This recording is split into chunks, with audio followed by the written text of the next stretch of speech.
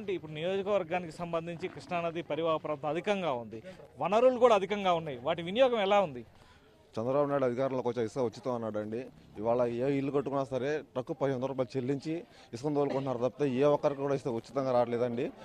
ఈ అధికార పార్టీ వాళ్ళందరూ కలిసి ఇసుకని ఉచితంగా డంపులు చేసుకుని వాళ్ళు ఇతర రాష్ట్రాలు తరలిస్తున్నారు తప్పితే ఇక్కడ ఇల్లు కట్టుకునే వాళ్ళకి పేదవాళ్ళకి ఎవరికి ఉచిత కూడా ఇసుక అందుబాటులో చుట్టూ ఏర్లే ఉన్నాయి, ఎటు తీసినా ఏర్లే ఉన్నాయి, ర్యాంపులే ఉన్నాయి, ఎవరికి ఉచిత ఇసుక రావట్లా.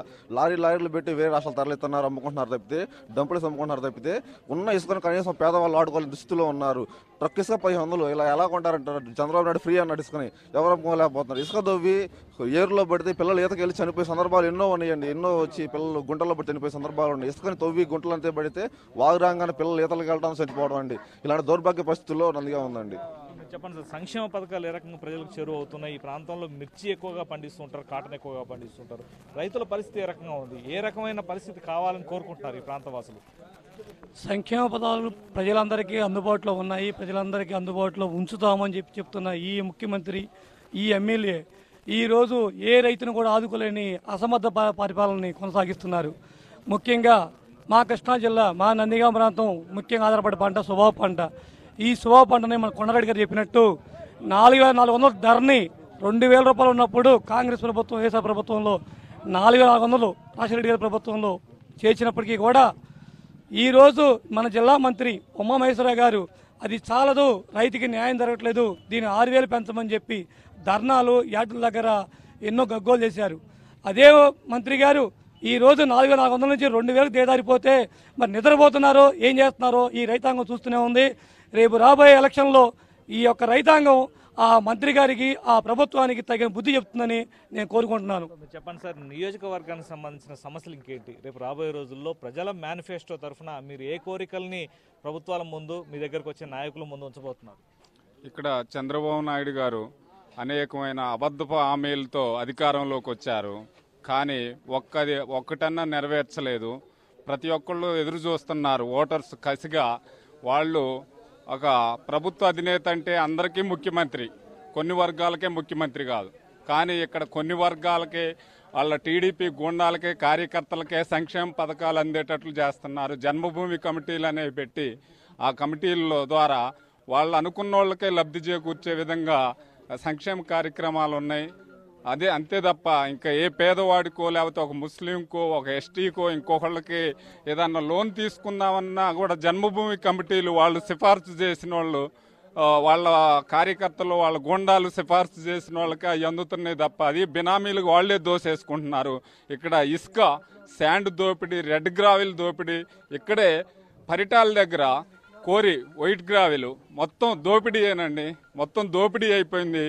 సార్, నందిగామ మున్సిపాలిటీలో అవినీతి ఎక్కువైపోయిందండి.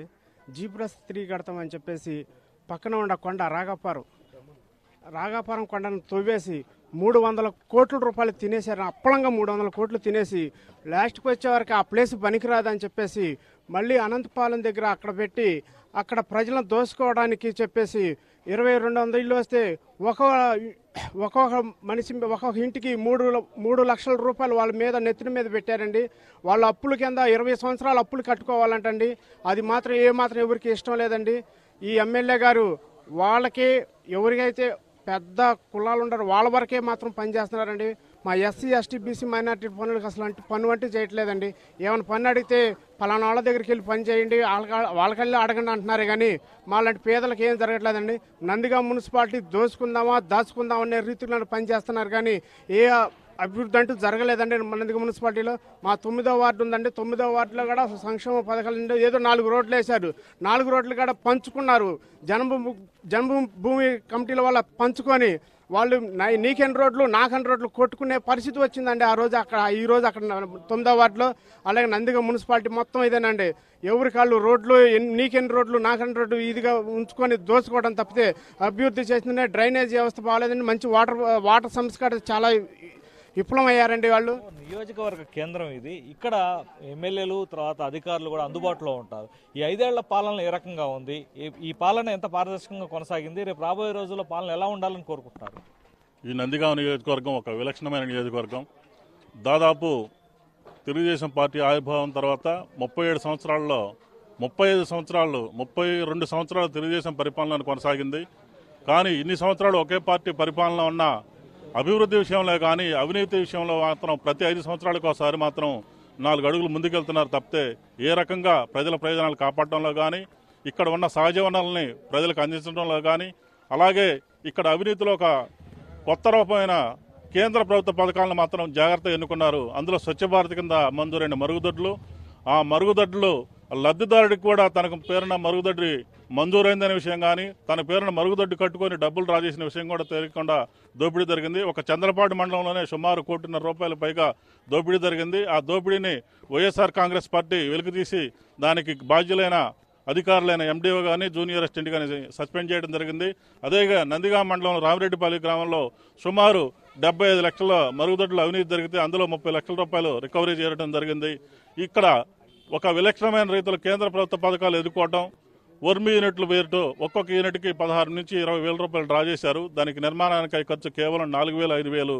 కేంద్ర ప్రభుత్వ పథకాల మీద ఇక్కడ ప్రజలకు ఎక్కువ అవగాహన లేకపోవడం, దాని మీద నియంత్రణ లేకపోవడం, కేంద్ర ప్రభుత్వ పథకాలను లక్ష్యంగా ఎన్ఆర్జీఎస్లో కొంతమంది లబ్ధిదారులు పనికి బాగపోయినా సరే కేవలం తెలుగుదేశం పార్టీ కార్యకర్తల కోసం వాళ్ళ పేరున అకౌంట్లు తెచ్చి వారికి కేవలం పనికి బాగపోయినా ₹200 వారి పేరున డ్రా చేసి ₹100 వాళ్ళకి ఇవ్వటం, ₹100 జన్మభూమి కమిటీ సభ్యులు తీసుకోవటం, ప్రతి విషయంలోనూ ఇక్కడ దోపిడీ మాత్రం నిరంతరం జరుగుతూనే ఉంది. గుడ్డెపోటు ఎప్పుడు వస్తుందో గుర్తించగలడేమో కానీ నందిగామ నియోజకవర్గం మరీ ముఖ్యంగా మున్సిపాలిటీలో త్రాగునీరు ఎప్పుడు వస్తుందో తెలుసుకోలేని దౌర్భాగ్య స్థితిలో నియోజకవర్గం ఉంది. నందిగామ నియోజకవర్గానికి సంబంధించి వివిధ వర్గాల ప్రజల అభిప్రాయాలు ఇవి. పక్కనే కృష్ణానది ప్రవహిస్తున్న తాగటానికి గుక్కెడు నీళ్లు సరఫరా చేయలేని దారుణమైన పాలనని చవి చూసాం. ఖచ్చితంగా వచ్చే పాలనైనా మా సమస్యలను పరిష్కరించే విధంగా ఉండాలి. వచ్చే నాయకులకు ప్రజల మేనిఫెస్టోని వాళ్ళ ముందు ఉంచుతాం, వాటిని పరిష్కరించండి అని చెప్పి ఖచ్చితంగా కోరతామని నందిగామ వాసులు చెప్తున్నారు.